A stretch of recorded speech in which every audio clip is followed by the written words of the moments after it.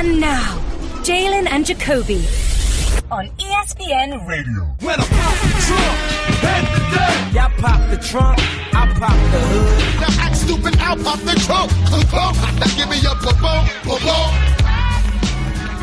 He is Jalen Anthony Rose. What up, Dow? I'm David Dowling Jacoby. And on the cool check-in. Together we are Jalen and Jacoby. What is it that we do, Mr. We Rose? gonna be what they want. Joel Embiid was giving everybody what they wanted on Wednesday night in the Staples Center. He was Euro-stepping. He was swatting people. He was finding his teammates. He was shooting threes. He had the entire Lakers team in the palm of his hand and won over the nation with a 46-point, 15 rebound, 7 assist, 7 block stat line that made NBA history. This is after he scored 36, after he scored 32 and 16 on the Clippers. Jalen, is Joel Embiid the king of New York? I mean, Los Angeles. Modern-day version of Hakeem Olajuwon. That's been spoken into this microphone before. Mm-hmm. And I want to break down his game from a blank canvas. We get so caught up in his terrific personality, the way he's engaging on social media. He has fun quotes to the media. He's great. But his actual basketball game It's better. is throwback. It's almost ugly at times. It's modern at the same time. And it's beautiful. His elbows are everywhere. Footwork. His knees are everywhere. He's not the fastest guy off his feet. He's not the quickest guy with the handle. His jump shot is slow. But being 7 foot tall, he has all of the heart. All of it. The size, the power, but more importantly, talent and skill.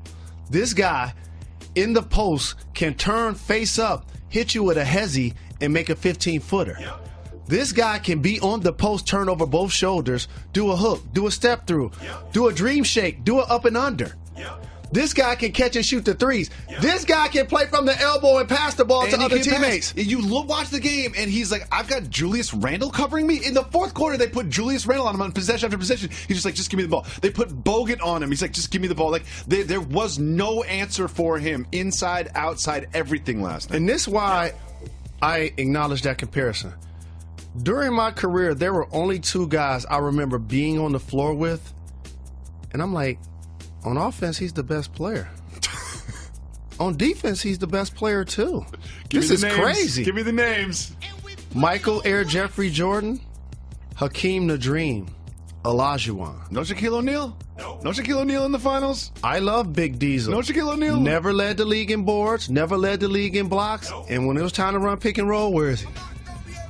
Okay. Now, on the other end, he was that anchor of dominance. He was more of an offensive dominant big. So you would, when you look at Embiid, you would say that he is both offensive and defensively dominant. Look right here. In the third quarter, he had 5 blocks, ended with 7. In the fourth quarter, he had 19 points, ended with 46. That's supreme dominance. And so this young man, the sky's the limit, everybody knows, for his potential. But it's so effortlessly that when you look down at the stat sheet, he's going to be getting monster numbers. It's the numbers, it's the game as you described, but it's also the smile, the shimmy, and the post-game jokes, like this one when he was asked about his condition. Well, and against the Clippers, after that line, 32 and 16, you said you were only at about 50%. What are you at now, big boy? He's gotten a little bit up. Still working on my condition, so I'll say 69%. So I'm at 69%. Now, I know we disagree. I love the 69 jokes because I'm lowbrow and you're against them. But in this, come on. That was kind of funny. It's unprofessional. Sure. Is the word. Sure. But here's the thing about the public and the media. We gravitate to things when they're hot. So when Gronk's playing in Super Bowls. Oh, yeah. And the Patriots are virtually going undefeated. Talk about the boat cruise. He says 60. He says 69 is no big deal. So funny. Now, when Cam Newton starts struggling a little bit, and he has anything to say in a press conference, we're all over it. And so, since he has gained the equity of the media by being an open book, and that's something athletes and entertainers and public figures and or adults should always take heed to. When you try to be too perfect, we looking for you to fail. It can't be all of that perfect. It's something with you. You creeping, you texting. We want to find out that there's something wrong with you. We want to find out that you're relatable, that you've got flaws, and that you're vulnerable. He's already came out and let us be known that he's going to be himself. So he's smashed anything that now people can say, aha, I got you. But that was just, in one word, it was unprofessional. I don't think he'll do that again, especially talking to a young lady. Well, on Wednesday night also, across the country, the Cavs beat the Hornets 115-107. The Cavs look pretty good. LeBron throwing alley-oops to Dwayne Wade, little vintage LeBron there. He had 31 points, and he sealed the game with a steal and a dunk. LeBron being LeBron. And then after, he spoke with our homegirl, Cassie Hubbard. Let's listen to LeBron. How would you describe your mood, LeBron, in this game? It might be a couple Arthurs going out tonight. Can we stop with the Arthurs? Like, it's a cartoon for children that he put up a stale meme about, and now we're still talking about Arthurs. Are Arthurs getting stale, Jalen? Arthurs was stale from the beginning on this program. Yes. Now, LeBron's performance was outstanding. Looking on the other side real quick, because we don't cover this team much, while he's averaging the most rebounds that he has in 4 years, 14, and averaging double-figure points, Dwight Howard, based on longevity and accomplishments, is going to the Hall of Fame. We know. And he's going to be one of those players that you go through his entire career, and if he doesn't find a way to be the guy that's dominant playing in the all-star level consistently, he's going to be somebody that people like, how did he get in? He's going to be there. We know that, Jay. Michael Kidd-Gilchrist, improved jump shot. Kemba Walker, one of a handful of guys averaging 20 and 6. But Frank the Tank Kaminsky, he's playing for both teams. Like, seriously, I wanted to look and see what the line of the game was and see if he was betting on it. Like, seriously, like, he got to step his game up as a guy that went in the first round, and they need a lot out of him up front. No true surprise about the Cavs. We get a chance to talk about them all of the time. Of course. We are just about a half an hour and change away from the Celtics winning streak coming to a close. 13 games has been great, but right now the Warriors come out and play. Reggie? Oh, Reggie's For you to be a die-easy Celtics fan, it seems like you're so enthusiastic and or rooting that they're going to lose just to anticipate being right. I'm a fan of David Jacoby before I'm a fan of anything else. I'm a fan of being so right. Selfish. Here's the thing, is it's been fun, this 13-game streak.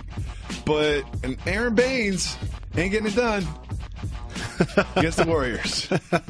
He was out there looking like Kevin McHale against the Lakers.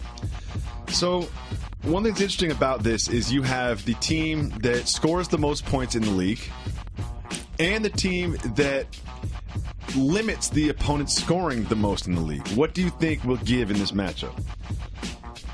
Individual greatness. When you look at the backcourts, in particular, the lead guard position, Kyrie Irving versus Steph Curry. Mm-hmm. We've got a chance to see it during the regular season. We've got a chance to see it during the NBA Finals. Kyrie got injured the first time around. He put on the show the second time around. Made a game-winning shot. Steph and his team got it done the third time. One has 2 MVPs in the regular season, one unanimously, won 2 championships. But Kyrie's in a different role now. He's not running with LeBron James and the Cavs. Nope. So I'm interested to see his aggression level because he was uber aggressive before. He likes to have Steph Curry covering him. No question. He likes to have Steph Curry covering him. Not only because he feels like I can get by him, I can get what I want, also because I know that everyone regards him as the best point guard in the NBA, so I want to show everyone that I am the best point guard in the NBA. And also for fans, historians, future players, or just people that love and enjoy talent and skill, these two guys jump off both feet, finish with both hands, score from every inch of the floor, in the paint, from the free throw line, mid-range, three-point line, off the catch, off the screen, off the dribble handoff, the handler in the pick and roll, the weak side action when the ball is swung to them. Like every phase of the game, these two individuals get it done efficiently. Except for defense. Let's be honest. When you're on a great team, it's hard to say you can't play defense because you understand the principles of what's getting accomplished. Now, if you put both of those teams on the Nets, they be getting torched on D. Yes. And so when you learn the principles of what both squads want to get accomplished, that's going to create a great matchup. And we're just getting started. Let me take a deep breath. I didn't even say anything about his splash brother, Klay Thompson. Nope. One thing I find interesting about this particular matchup is Steve Kerr calling the Celtics the team of the future. Now, we've already spoken about what the Sixers did in Los Angeles this week, but one thing that I look at the Celtics team that has won 13 in a row, could win tonight. You know, I'm just joking when I say the streak is over, kind of. But this team doesn't have Gordon Hayward. You know, and Gordon Hayward, I was thinking about this when I was riding my bike this morning. Gordon Hayward's going to probably be in training camp next season, right? So this Celtics team is going to add, much like the Warriors added KD, this Celtics team, which, I'm not going to compare to the Warriors winning, 73 games, but this Celtics team is a solid team that's had success thus far in the season. There's no reason it won't continue. Will add Gordon Hayward, which makes me think that perhaps the Celtics really are the future of the Eastern Conference. I didn't think that was breaking news. No. It feels like it, because I always look at the future of the Eastern Conference as wherever LeBron James is. You know what I mean? Like that's really this is 15th season. For me, it's like the future of the Eastern Conference is wherever LeBron is. That's whatever uniform he's wearing. That's like you saying you the future of your house. Q's like, no, that's me, dog. I guess, but if you look at the Eastern Conference, when LeBron picks to go somewhere, he's going to pick to go somewhere perhaps in the Eastern Conference or stay in Cleveland, and they're going to build a super team around him, and that kind of feels like the immediate future of the Eastern Conference right now. No, it doesn't. If we're going long-term future, I would look at the Sixers roster and say that looks better right now in terms of long-term future, 5 years from now. Hit the brakes. Okay. You mean the Sixers roster or the greatness of Joel Embiid and Ben Simmons? Who knows what Markelle Fultz will turn into? Haven't really seen him either. That's Dario why Saric is developing. Covington just got locked up. This is okay. Who else? JJ Redick won't be around anymore. TJ McConnell, I like him. Solid PG. They've got to build a team, but if we're talking about 4 or 5 years now, I believe that they can put other players around them. Okay. I'll take Kyrie, Jaylen Brown, Tatum, Marcus Morris as a collective. See, you can have Marcus Morris in 5 years. Philadelphia has the cornerstone franchise level players that can equal a Kyrie Irving and Simmons and Embiid. And I hate to tell everybody I told you so. Embiid has gotten so good that I can't even claim him as one of my guys anymore. And I hate when that Everyone's happens. loved Embiid for a long time. Like, when the last time you heard me scream Boogie? I can't even... because when these guys become mainstream, you gotta move on. I have to move on. I don't hear you talk about Avery Bradley anymore. I know. And he's on your team. I can't, because everybody knows he's good now. So I have to talk about people like Zach LaVine. So when he becomes good, okay. But in theory, when you talk about comparing the Celtics and the Sixers and or Warriors, I'm going to get back to that, is who's building the team. And the last time I checked, Danny Ainge traded 2 players in the offseason that are both injured. Isaiah Thomas and Fultz. He kind of knows what he's doing. And so I'm going to bet on him versus the Sixers, who did tank to create a process, did take Okafor in the top 5, and they're not using him. Got rid of Noel. Did take Fultz number 1. I hear he's actually practicing. They're not using him. But again, both of those squads have terrific upside, but they hope to get where the Golden State Warriors are. And we didn't even talk about the greatness of Kevin Durant. He was Finals MVP. He shut LeBron up by walking in the park, that 3 on the left wing, oh, man, that was just classic the way he shut it down in Cleveland. I knew they were going to win the series at that point. I just saved hundreds of dollars by switching to Geico. I'm so happy, I feel like I can fly. Disclaimer, you will not be able to fly by switching to Geico. This is against the laws of physics and nature. If you find yourself flying, please seek professional and or medical help immediately. In the unlikely event you find yourself flying, you might be a superhero, or a pigeon, or a superhero named Pidgewoman, who was bitten by a radioactive pigeon. If you are indeed Pidgewoman, Geico retains all licensing publishing rights in the event Pidgewoman the movie becomes a top-grossing Hollywood blockbuster. Geico. 15 minutes could save you 15% or more. Jalen. What up, though? The Sixers against the Lakers was not the only game in the NBA last night. I know it felt like that because Joel Embiid had 46 points and was doing everything that he was doing. But there was another game that I know you had your eye on between the surprisingly hot Detroit Pistons, who are 10-4, and the Milwaukee Bucks. This didn't go the way you wanted it to, Jalen. It didn't. But quietly, the Bucks have not lost a game since they have added Eric Bledsoe. You know, he's not been tearing it up, but what is he bringing to this team based on the small sample size that you've seen? Aggression, another ball handler, a level of toughness and experience, a playmaking. He had 8 assists, 6 boards, got to the line 5 times, had 14 points. Another guy that can get you double digits. And a starter, more importantly. As their team develops, if they're truly going to reach their goals, he has to be their second best player. Middleton was terrific. He had 27 points, shot over 50% from the floor. 40 minutes. 8 dimes. He had a really solid game. Greek Freak, pedestrian by his own standards. 50%, 21 points, 6 boards. It was like a workman-like win over the Pistons. They held them to 35% shooting from the floor. Ultimate glue guy, Avery Bradley was letting them have it, though. So here's one thing I want to talk to you about. The enigma that is Reggie Jackson. Like, I remember the Pistons started hot. Was that last year or 2 years ago? It was last year, right? They started hot just like they did this year. And it was the Drummond-Jackson pick and roll that no one had a solution for. It was 2 seasons ago, I believe.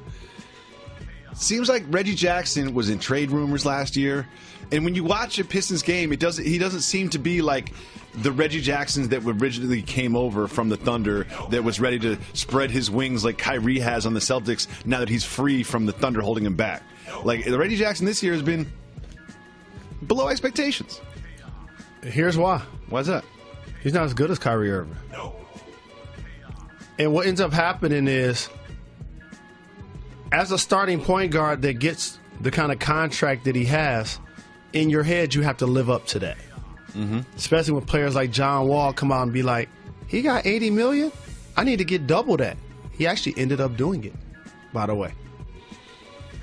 And so Stan Van, the reason why, and by the way, if you haven't seen an article that Stan Van Gundy did on his thoughts about player protest and how this country was founded on making those around us feel equal, but also accountable and uncomfortable at times, you should check that article. I think it was the New York Post. It was terrific. I'm going to have to tweet it. Players Tribune. Because I enjoyed it that much. Huge fan of his. What he has done is what all really good coaches must do. Be able to coach your 2 best players. And sometimes... Who are the 2 best players in the Pistons? And sometimes, in a salary cap-driven sport, that's your 2 highest paid players. He wrote that for Time Magazine. That's for Time Magazine. And in this case, Andre Drummond, who has 17 boards. Usually, his aggression level and Reggie Jackson's go hand in hand because of the pick and roll you talked about and the effectiveness they have in it. But when both of those guys don't bring the enthusiasm and the energy, Stan does a really good job of going to the workman-like bench that the Pistons have. And since Tobias Harris started off having a terrific season, had a modest game, 13 points against the Bucks, that allows you to have the opportunity when those 2 guys aren't being efficient to put other guys in that you know are going to play hard. There's something that I need to talk to you about. A game that no one noticed. The Kings, 3-11, hosted the Hawks, 3-12. No one cares about this game. It's two teams from the bottom of the barrel. They're tanking for picks. They have names on their rosters, but no one's excited about this game. How is it that the Atlanta Hawks beat the Kings by 46 points? The Atlanta Hawks should not be beating anybody by 46 points. Afterwards, there was grumblings amongst the Kings about lack of effort. You know how it is when you lose 46? 46 to the Atlanta Hawks. And how does this happen? What are the conversations that happen amongst the Kings afterwards? This is the worst possible outcome. I guarantee you a veteran like George Hill, who's been around the game for a really long time, don't be surprised if you look up and he's traded soon. And the reason why I say that is because when you're a vet, and there will be people to correct me if I'm wrong, but I'm doing this off the top of the dome. It's not that you lose per se. It's who you lose with and to. When you look at the Hawks roster, not a bunch of lottery picks or first rounders. No. However, when I look at the Kings roster, it's littered with both. Yep. Malachi Richardson, Buddy Hield, Fox. Cauley Stein was picked high. And so these are the guys that you trade Zebo for. You ultimately lose Isaiah Thomas for. There are multiple guys that have come to the Kings, played pretty good basketball, or were underperforming and went elsewhere and played a lot better. You mean trade Boogie for, but I got you. Yeah, traded DeMarcus Cousins for. Or even my guy that's playing for the Memphis Grizzlies that averaged 26-5 his rookie year for the Sacramento Kings. Who's that? Tyreek Evans. Even Boogie Cousins, Tyreek Evans, Isaiah Thomas. These are all players elsewhere getting minutes and being ultra productive. So this is, man, this is a kick in the teeth. Their season is over. Let me say this again. What's today's date? It is November 16th. Just think about what I just said. It's November 16th and the Sacramento Kings season is over. I think it was over like October 16th. It was assumed then. It's official now. And so it's just it's just a lack of effort, a lack of player development, a lack of decision making, a lack of a true plan of what it's going to take to build a squad. If they just extended Vlade, like this is a professional mess. If you're Coach Yeager, right? You're drinking a lot of Yeager. A lot of Yeager after this one. But what do you do? Like, your season's over. You're not even necessarily that motivated to win games, but your players are not even motivated to try to win games based on this performance. What do you do if you're Coach Yeager? You pick up a hobby?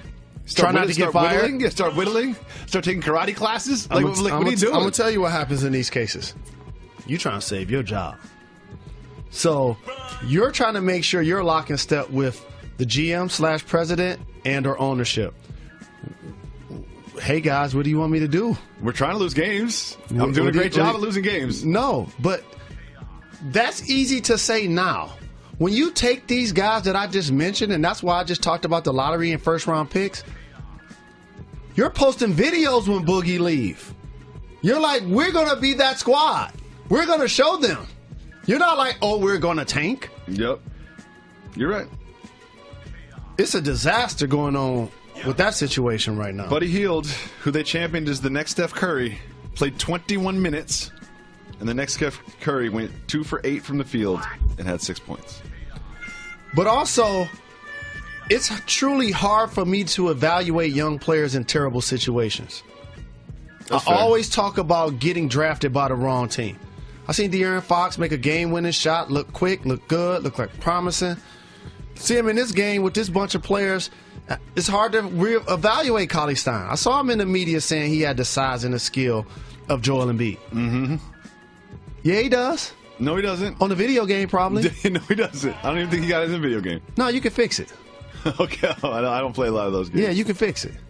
You can make it. He could be on a video game. He could be Kareem Abdul-Jabbar. So I don't understand the level of dysfunction that's happening with that situation right now. If you're Zebo, what are you doing about it? Getting your checks? Hey, man, let me tell you something. He got in trouble this offseason. They gave him a new check. He ain't in jail. He a vet. Memphis about to retire his number. He's like, what time is practice? Y'all go ahead, young fellas. I'm going to ice my knees. I'm shutting up and getting my bread. He was, and you look, see, he was 7 for 11 and 16. Jalen Rose, Kevin Durant, in the latest issue of Gentleman's Quarterly magazine, was profiled by one of the greatest writers in the history of the English language, Zach Barron, who may or may not be someone I play golf with from time to time. And he had some very interesting quotes, Mr. Rose. Let's start with this one. Quote, Steph Curry is the face of the franchise, and that helps me out because I don't have to. I don't want to have to be the leader. I'm not a leader. I'm bad at saying, stand behind me and follow me. Are you as surprised as I am that the NBA Finals MVP, someone considered to be one of the best players in the NBA, said, I am not a leader on wax? The number one knowledge that you can have between your ears is of self. When you look in the mirror, do you see yourself or your manager, your agent? Or do you see, honestly, who you are and who you hope to become, more importantly? And try to be the best version of yourself each day. He told us that when he left Oklahoma City with his decision that he didn't want to be the leader. That's why he joined a 73-win team that already had an MVP. And All-Stars. It wasn't just about winning games. It was about allowing his personality to fit. And so it doesn't surprise me that he said it. I'm not shocked by it. The thing that gets lost in the media a lot is people think the best player is the leader. And that's so far from the truth. People think the leading scorer or the future Hall of Famer wants the ball in the clutch. Look at so many teams on every level. Sometimes the best player, including LeBron James, isn't the guy that you want to give the ball to sometimes in the clutch at points of their careers. LeBron has remedied that at this point of his career and become a clutch performer.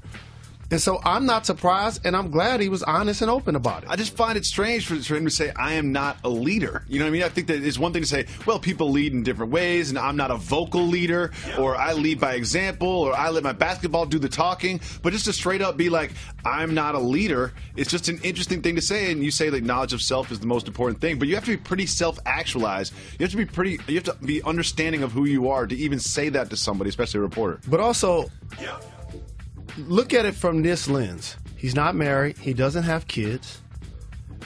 He now doesn't have the responsibility of everybody always looking to him and judging him off of what he says and does, because he already let it be known. I ain't the leader.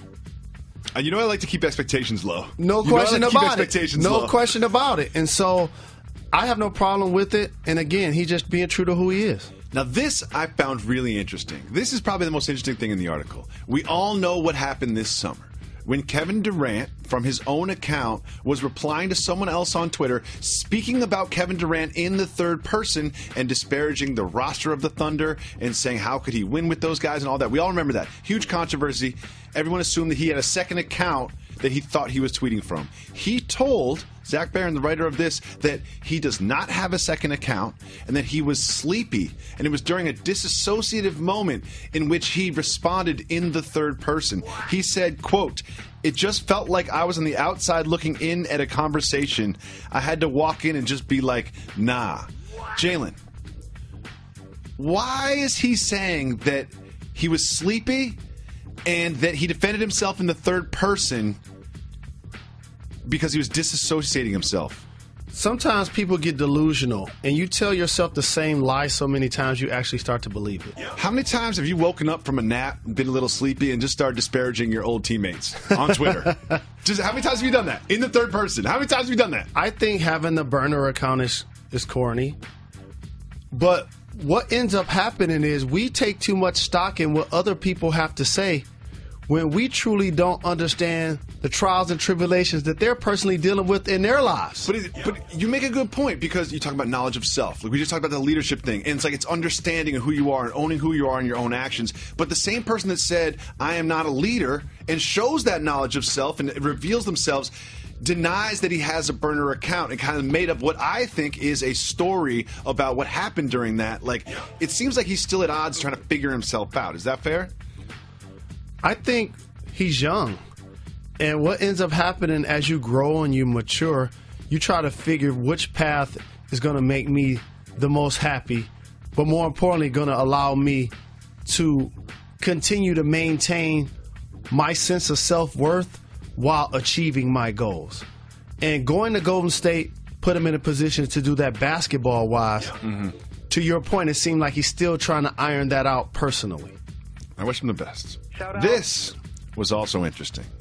Of course, he's being compared to LeBron. They face each other in the finals. He was the MVP. They guarded each other. And here's what he said about LeBron James, quote, "He's 4 years older than me, so he's still the big homie.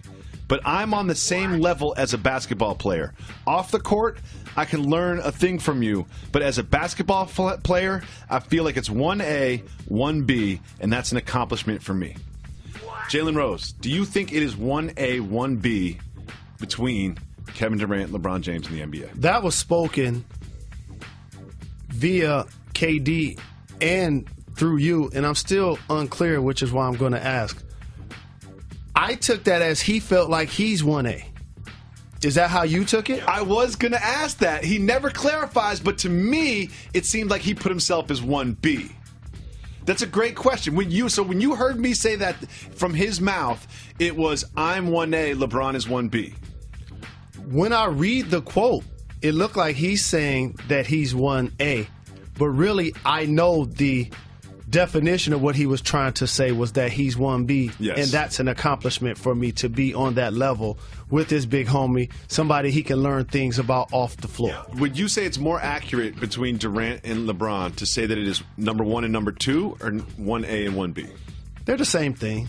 Apples and oranges. That's a good point. It's like one's in front of the other. It's 1 and 2, whatever. But Kawhi's in the conversation, and I know he's not playing right now, and it's easy to forget about how good that guy is. But I remember being in the gym, and it was game 1, and the Spurs were up 20 against the Warriors before Zaza Pachulia took over and hurt Kawhi. Jalen Rose, last week we retired the word swagger from the lexicon. And if you hear somebody using it, tune them out immediately. That word is over.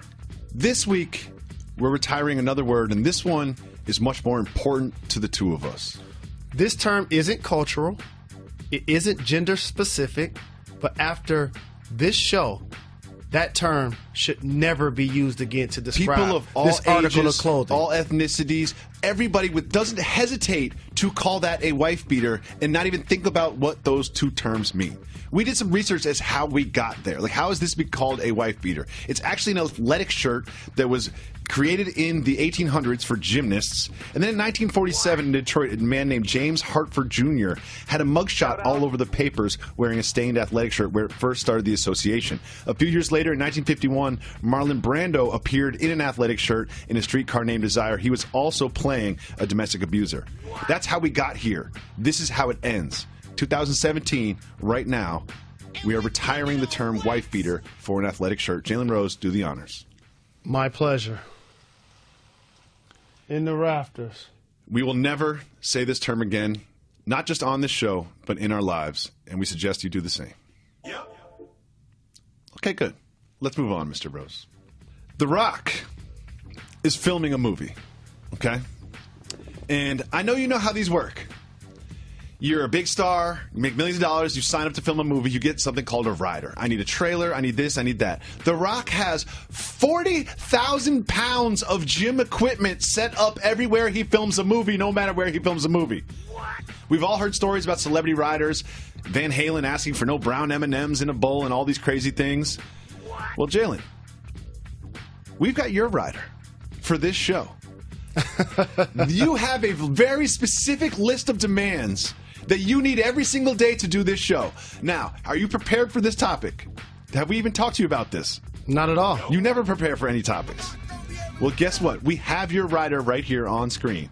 And I promise our audience, you have not seen these yet. For every single one, you need 16 bottles of Fiji water, 6 bags of Better Made chips, 3 pair of size 15 Puma sneakers, preferably Clydes, 1 hot apple cider, and absolutely 0 research.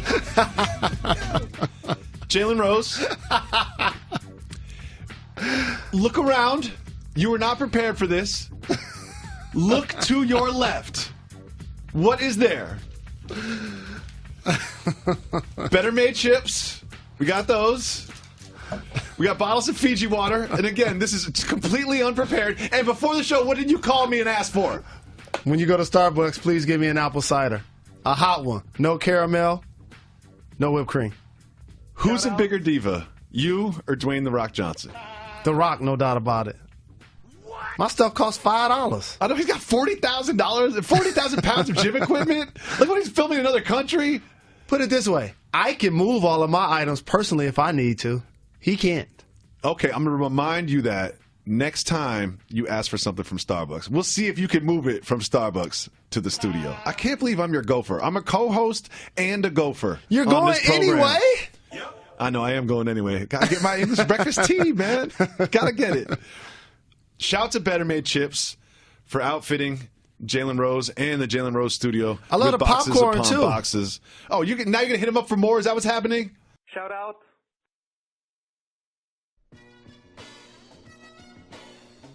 If you call 985-80-JALEN, you can leave us a voicemail. If you leave us a voicemail, it can appear on the show on our Shell Pennzoil Performance line, just like this. Jalen Jacoby, what up, though? This your boy B from Berkeley, California. Hey, yo, I appreciate y'all playing that message about the Uber. I really appreciate that. My girl got on me for rambling, so I'm just going to get straight to the point. Have y'all heard that new Cameron album, The Program? What do you think of it? Let me know. Shout out Reg. And can I get a shout out this time to my wife, Christy? It was our 13-year anniversary, 11/11. So shout out to her. She listens to the podcast as well. So shout out to the whole staff. Keep getting them checked. Peace. Shout out to B. Shout out to Christy. Shout out. Representing Cali. And I appreciate the fact that he called a couple of times and she was like, that's too long. Yeah, I like that. Because sometimes, we have the editing ability. So some of these messages that you hear have been edited down. And for somebody that's done a lot of television and a lot of radio, I can tell that he picked up his pace and his voice inflection. Mm-hmm. And I appreciate Christy that level of sacrifice. Because you've been with someone for 13 years, like they're the first to clown you. 11/11. Congratulations on your anniversary. Shout to them. And way to get on him about his Uber etiquette. And let me tell you, I have listened to Cameron on the program. When Cameron comes out with a new album, I'll give it a bicycle ride listen through. It did not touch me first time through, but it has started to grow on me over time. There's one thing I want to talk to you about, though, Jalen. Do you like coleslaw? I eat it. I don't love it. Nettas is one of the most famous brands of shrimp in Detroit. Mm. And so when you ordered shrimp, you would always get the fries. You got to eat them right then or they don't taste as good because they're not hot. And they always give you coleslaw. So I would just eat it to eat it. Just because it was around? And or like when you at a barbecue, people just have it to have it. Yeah. But I don't wake up in the morning like I must have some coleslaw. So Cameron has a song on the album disparaging coleslaw. And I happen to really enjoy coleslaw. Mustard-based, vinegar-based, put some pepper on top of that coleslaw. I enjoy coleslaw. Like, I look forward to coleslaw. Now, not every single coleslaw. It varies a lot in quality. But a good coleslaw, I happen to really, really enjoy. I was speaking with that to a member of the staff, and not everyone loves coleslaw. And it led to this question. Is coleslaw cultural? I don't know. We're going to ask the people. Call in. Let me know if you think coleslaw is cultural. I don't know. That's why I asked. I'll say no. I don't know. I'm going to say no, too, but I don't know. It's not cultural. I don't know. It's not cultural. I would say maybe a passion for coleslaw is cultural. I'll say it's regional. Regional's fair. Thank you so much for the call, B. Shout out to Christy. Shout out to Cameron, one of the best to ever do it. Yes, indeed. Cameron's album is so dope that even Reggie said he likes it. He did. He told me off wax. He's embarrassed right now, but even Reggie said he liked it. Let's listen to another voicemail on our Shell Penzo. Killer. What up, though? This is Big G from the ATL.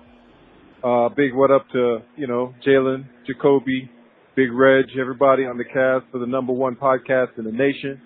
Hopefully that is enough love to get me on the air.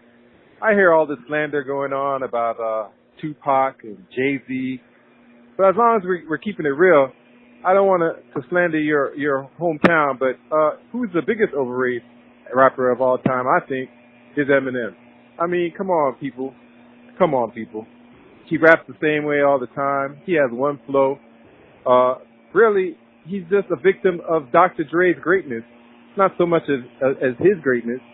I mean, I don't even think that he is the best white rapper of all time. I mean, what up to the Beastie Boys? Or what up to Everlast, who's been down with the Rhyme Syndicate from day one? Anyway, let me know what y'all think about this. Holla at your boy. I'm out. See, Reggie's trying to hijack the show here. One thing I'm not going to let this show deteriorate into is the barbershop, who's the best, who's overrated, hot take, rapper this, rapper that conversation every day. I'm old. I get fatigued. It's a personal opinion. It's a subjective opinion that everybody has a different opinion on. There is no right and wrong answer to this stuff. It's what you feel. Big G feels that Eminem is the most overrated rapper of all time. And Reggie's trying to get me to scream. He's trying to get me to get all upset at Big G and disrespect my man Big G in Atlanta. But I'm not going to do that. I'm not going to get caught up by this trap of people getting mad at me because I don't love Tupac. Or people getting mad at me because I said that Biggie's got some whack verses out there. I'm not going to let this show deteriorate into that cliched, fatigued, stale, top 5 dead or alive conversation. I'm not going to let it happen. And here's what I'm not going to allow happen. What up, though, Big G? Appreciate the shout about the #1 pod. Shout out. I'm not about to allow this program deteriorate into the opposite of what you just said. There are certain things, and I wrote down this word, that aren't subjective. They are about right or wrong. And let me name you a couple of them. Okay, Mr. Rose. Big, Pac, Jay, and Marshall. That's your opinion. No, that's a fact. That's your opinion. If you have eyes and ears and a brain, you know that. That's your opinion. No, that's not an opinion. That's your opinion. That's a fact. That's your opinion. That's like 2 + 2 is 4. No, it's not. Yes, it is. It's very different, It's Mr. like Rose. E = MC It's very squared. different, Mr. Rose. It's your opinion. No, it's not. Me saying that Marshall Mathers doesn't spit bars into a microphone is not an opinion. That's a fact. If you fly to the Amazon River, okay, and you go to one of those societies that is untouched from outside, that no one's ever discovered before, they still have 2 + 2 is 4, but you know what they don't have? Pac and Biggie and Eminem albums. What? That's the difference between subjective and objective. I'm going to save this breath because I may need it when I get 125. 125? Y'all making my blood boil. 125. This is Reggie. Reggie's manipulating us. Big G, Amin El Hassan, David Jacoby, all of you guys. What about that? What about the? I'm just disgusted. Indigenous people of the Amazon. You discussed with them too. I'm just disgusted. Like, you know what I might do? I might just fart in the studio. I know you wouldn't say that unless you had to fart. I know you wouldn't say that unless you had to fart. Please don't fart in the studio. Thank you so much for the call, Big G. You're subjectively wrong about Eminem. First off, I know you love Andre 3000. I know you do. Mm-hmm. I was just like you.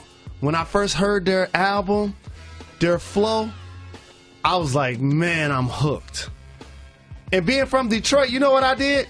I need to get the Freaknik. And you know what else I did? 2 weeks before it was time to go? I was hanging out places I probably shouldn't be hanging out. Gambling with people in neighborhoods I probably shouldn't have been gambling with. But you know, Big G, what happened from that? I won money to get a down payment for a Honda Accord. Great. And you know what I ended up doing with that Honda Accord? I was riding down to Atlanta with Jimmy King and Ray Jackson because we needed to be at Freaknik. Now, here's a question. Now, I can't front. There was another one of our teammates that we could not find that said he was not going. And I cannot make this up. We make 2 lefts and 2 rights down the strip in Atlanta. One of the first people we see is Chris Webber. So you had enough money for the down payment, but how did you make all the subsequent payments? It was $300 a month. That's hard to scrounge together when you're, an unpaid student athlete at the University of Michigan. Hustler. If I'm breathing, I could get that. I wasn't worried about it at that point. The hardest thing for anybody that's gotten a vehicle is to sign all of the paperwork, get the keys, and drive off the lot. Once you're there, it's just another bill. No question. It's just another bill. No question. That Pell Grant money used to come in handy. I used to get like $1,800. I was rich. Thanks so much for the call, Big G. Let's listen to another voicemail. What up? This is Alex from Buffalo, coming at you from the University of Pittsburgh. Appreciate the love on my 21st a couple weeks ago. Just thought I'd call back, giving some relationship advice. Got a question for you guys, and this is a great question. Reg, shout out to you, man. I really hope you play this on the show. I think a lot of people are going through this. So if a boy or girl likes this other boy or girl, but they think they're a little out of their league, soft move or boss move to try to go forward anyway, because you never know, and all success is on the other side of fear. I know happiness is a function of expectation, so can't be expected too much. But if a girl or boy is out of your league, going forward anyway, soft move, boss move. Also, basketball question. Charlotte Hornets put up a good fight against the Cavs the other night.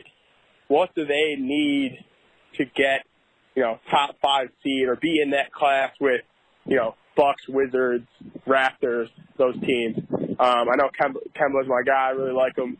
He's playing at all-star level again this year. But what else do they need to try to get that team over the hump?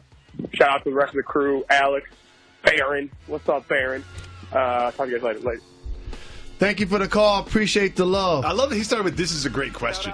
And I love that he said Barron twice. Yeah, he said it like you, Barron. He used your intonation with it. No question. Appreciate that. He's definitely a loyal supporter of the show.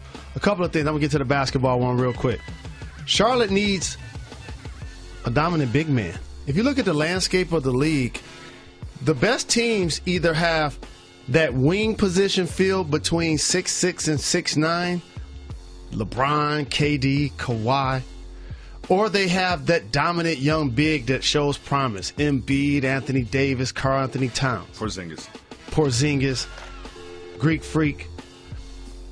Who's their best big? Dwight Howard. Frank Kaminsky. Batum's back. He's not a big.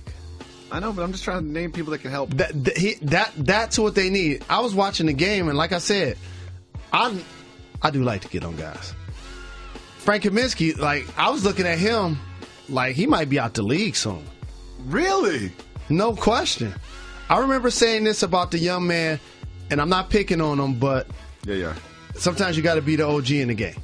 They was doing the dances with Russell Westbrook. Cameron Payne. And I said while they were teammates, what did I say about him doing that? That he might be out of the league soon. Correct. Because one guy's on the track to be an MVP. If you don't realize, y'all play the same position. And when y'all finish the dance, he goes to the starting lineup. You go to the end of the bench. And one day you probably get the realization, that's my dude and all, but man, I need to be on that floor. And then you get traded to the Bulls. So that's one. But I'm rooting for Campaign and I'm rooting for Frank Kaminsky. Alex, real quick, no one's out of your league. Ever. There's no such thing as out of your league. There's no such thing as out of your league. We're all in the same league. No question. We're all in the same league. Let me tell you something that may make you feel better. There are so many times on social media that you see a guy with a woman in particular and everybody else that sees their relationship and feel like, how did he get with her? I remember what it happened with Jay-Z and Beyonce. How did he get with her? People would always say that question. Usually what ends up happening is you don't necessarily go after just beauty and money and looks and things like that. Of course you want to look at your mate and be attracted to them. You know what you go after? Companionship, trust, respect. Preach. These are things and traits that money can't buy because the looks wear off. When you wake up in the morning, the makeup isn't on. Fellas, your breath and your feet probably stinking. Probably got a little jock itch going. All of that doesn't matter. So nobody's out of your league. Go for it. Let me tell you something, Jalen. My feet stink. My breath is bad. I don't got jock itch going. I'll tell you that much. So Isaiah Thomas was asked after the game, what's tougher right now, not being able to compete or making sure you don't mess up any handshakes? You know what he said. Handshakes. I often wonder about this because it is hard to remember all that. Did you see Paul Pierce and Beetle do their handshake at halftime on Countdown? Of course. I watch every second and every single frame of NBA Countdown because I support my friends and colleagues. It was hilarious. And the thing is, it was slow. It was unorthodox. I knew you were going to say something mean because you said something nice first. And then they bumped one another. You can't do that 100 times. They're too long and complicated. You're sitting in chairs with arms on them. What are the rules on the NBA handshakes, though? For real, after a loss, do you still do them? Here's the thing. After a loss, do you still do an intricate handshake? I don't want to do that with you. Players do intricate handshakes after losses in professional sports now. When I played, we didn't. I don't want to do that because I don't have the energy. I'm mad. You missed a shot. You didn't play defense. Your guy scored 28, 18 in the final quarter. I'm not giving you an intricate handshake. See, I'm not the dude that you go 0 for 7 from the line and I'm going to come give you dap. I like that. I'm going to just stay on the line and be like, come on, big fella. Just look the other way. Like, you got that. Jalen? What up, though? Your guy, Zach LaVine, is about to be cleared for contact and practices as early as next week. What are your expectations for him on this losing, infighting, weird Bulls team? It just makes me appreciate this program and the chemistry that we have so much that as you tee this question up, Reg plays the classic big pun, I gave you fair warning, beware. Because that's how I feel about his return. Great work by you. Great radio hosting right there, Jalen Rose. Great radio hosting. This has been your guy. You pick guys. Zach LaVine is one of the... To everybody else, Zach LaVine's the guy from the dunk contest. Nobody's talking about him right now in their program. Yeah. Zach LaVine? He was the guy from the dunk contest. He had a great dunk contest. He about to come back and be straight up averaging 20-plus right off the top. So let me ask you a question that only a professional basketball player can answer. Is he better off in his development on the Timberwolves with Coach Thibodeau, leadership from Jimmy Butler, surrounded by good players, winning games, going to playoff series, or is he better off for his development on the Bulls where they just need somebody that's going to get buckets, you get more opportunities, more shots, more alpha male opportunities? You said develop. Mm-hmm. No question with the Bulls. Why is that? Because he gets a chance to grow into his game and see if he can become a franchise player. They're punching each other in the face, though. It wasn't him. No. And I like the young players that they have. We talk a lot about so many rookies. People need to start paying attention to marketing. No one's paying attention to him. No one's paying attention because he's on the Bulls. And people aren't checking for Bulls right now. But that's why people come to our program. We're not the large show that goes from state to state and does the big 60,000 people arena. Who would you start a franchise with? We're the Carson tastemakers. Wentz or Dak Prescott? We're the tastemakers. That's why you come here. Who's the best running back We're in the the NFL? boutique. What does LeBron James mean? Who's the top players under 25? Who is Arthur, and is he an anteater? And why does he look like not an anteater? And so we take you behind the curtain. And I'm telling you guys right now, Zach LaVine, now in the Eastern Conference, and I'm not going to go over the list of guys that we put on wax that just kind of took off like birds and got away from us because they came mainstream. I remember getting emails about calling DeMarcus Cousins Boogie on television. What, they didn't want you to call him Boogie? Now it's mainstream. Now he's about to have his own show. How about that? You can't say his name without saying Boogie. And so Zach LaVine is going to grow into that conversation of elite, game-changing perimeter players in the NBA. Kawhi Leonard. also developing. You know what I mean? Like Kawhi's absence from the Spurs has been an undercovered story in the National Basketball Association world. You know, it's like one of the best players in the game. No one argues that. MVP candidate. No one argues that. But he's missing. The Spurs are about 9-4. I want to say 9-5. What do you think? Do you think they're being cautious with his return based on their success? You must be. And also, you touched on something that playing for 6 teams in the NBA taught me right off the bat. What's that? You ask anybody that played in the NFL, what's it like to have multiple rings? You might as well say, what's it like to play with Tom Brady? Mm-hmm. What's it really like to play with Joe Montana and Jerry Rice? Same thing for the NBA. What was it like to play with Tim Duncan, Kobe Bryant, and Shaq? What was it like to play with LeBron? Is Phil really that cool of a coach? And what kind of guy is Coach Pop? What kind of guy is Belichick? And the reason why I bring this up is all-time greatness, yes, gets you multiple championships, but organizational greatness creates a culture of success with great decision-making and a plan that continues to function regardless to who you plug in amongst that greatness. I'm looking at you, Brad Stevens, Danny Ainge, and Boston Celtics.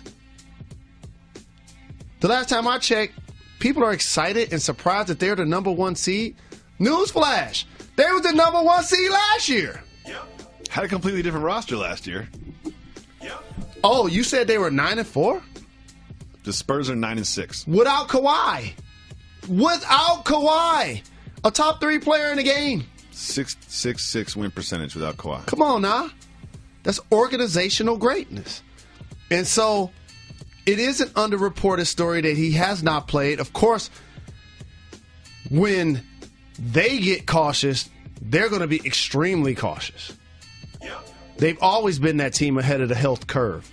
So it's going to be interesting to see when he comes back, because we know they're going to take that precaution. The producers got in my ear and told me that my math was wrong. Do you know how I know 9-6 ain't 60%, but I just kept going. I know. It actually is 60%. But my point is we say so many things that are wrong on this show that we wish we got corrected for, but the little ones, it's like all of it quick, like in my ear all quick. What? I complain a lot. Yep. Shout out to our audience and our 1-800-FLOWERS Twitter feed, because we put it out every single day on @Jalen Jacoby that we want questions back, and people send us questions back. Today we asked for some NBA predictions on Twitter, Jalen. Okay, so great. These are some of the predictions, and you're going to evaluate how realistic you think they are. First of all, this one's to Lobster Statue. Shout out to him. I think it's his birthday or something. Co-producer. LeBron James will fire Tyronn Lue at the end of the season, and we're putting it on wax. Not going to be able to do it. Tell you what, LeBron's not worried about what Ty Lue's going to do next year at the end of the season. He don't even know if he's going to be there. Exactly. He's worried about he ain't worried what about that. LeBron James is going to do at the end of the season. That's what he's worried about. Next one. Almost infinity. Andre Drummond will become the first player in history to braid his shoulder hair. That's not fair. I always say you can be mean if you're funny. That's funny. That's funny enough? I feel bad because my policy is really, I can't stick to this 100% because I'm not a perfect person, but I try not to make fun of people for things they can't control. He didn't wake up in the morning and say, I want this shoulder hair, But he did at some point say, I don't want this shoulder hair, and they put a little one clip to it. Because it was there one day, gone the next. Shout out to Andre Drummond having a good year. I'll never clown you for your shoulder hair. That's little bro. JRLA supporter. I'm going to a few Piston games between Thanksgiving and Christmas. Next. The 76ers beat the Celtics and faced the Cavs in the Eastern Conference playoffs. See, I can tell you weren't really listening to that one. The Celtics will not be beating the Cavs. The Sixers will not be. No, the Sixers will beat the Celtics.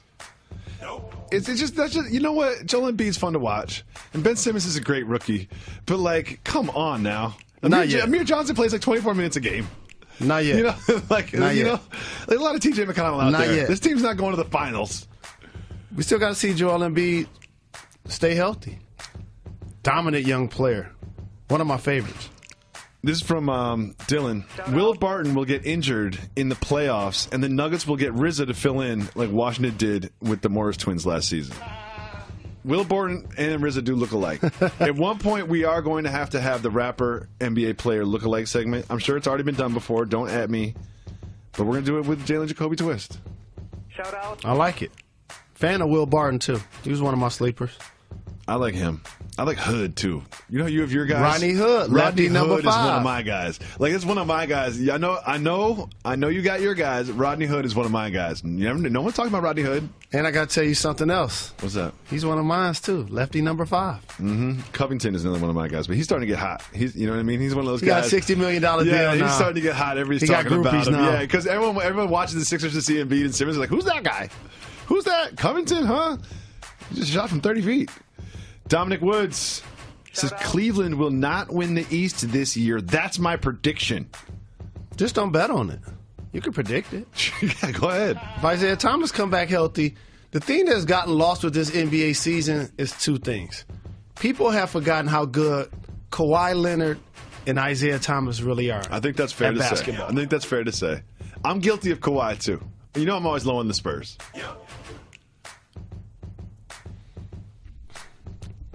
Next, this is from Johnny.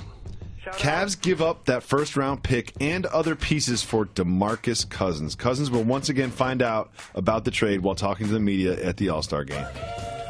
I've talked about this on Wax. If you want to really keep LeBron James, you get on the phone with New Orleans. Said this on Countdown Wednesday night.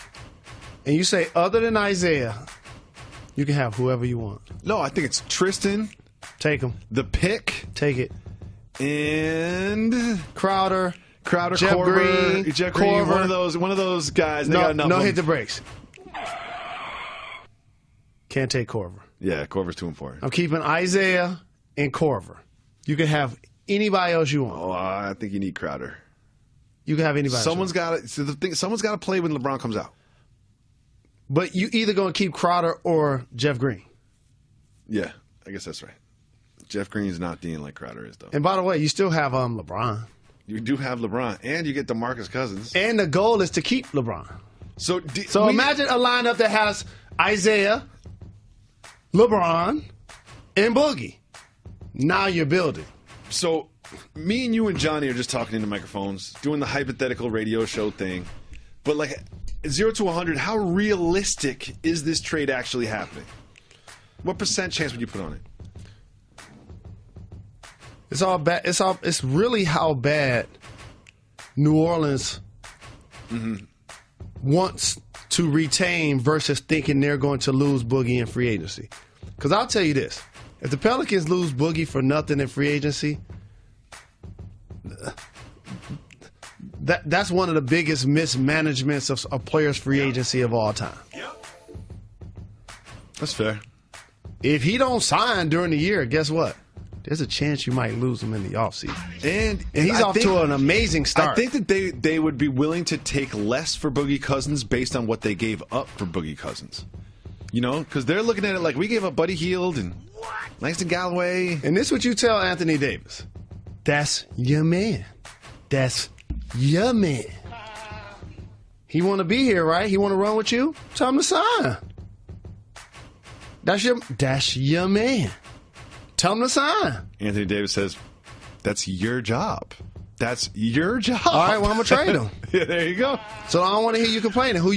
But here's the other thing I say. So who you want me to get? Who you want me to get?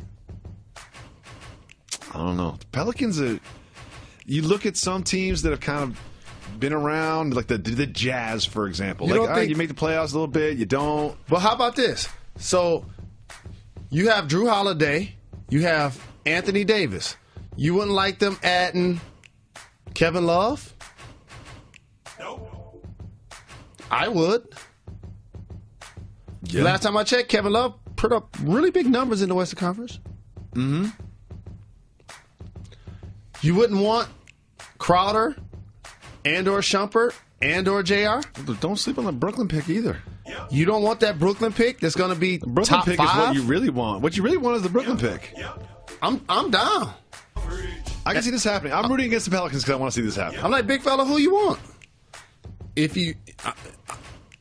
going to bring you in the office when I talk to Boogie.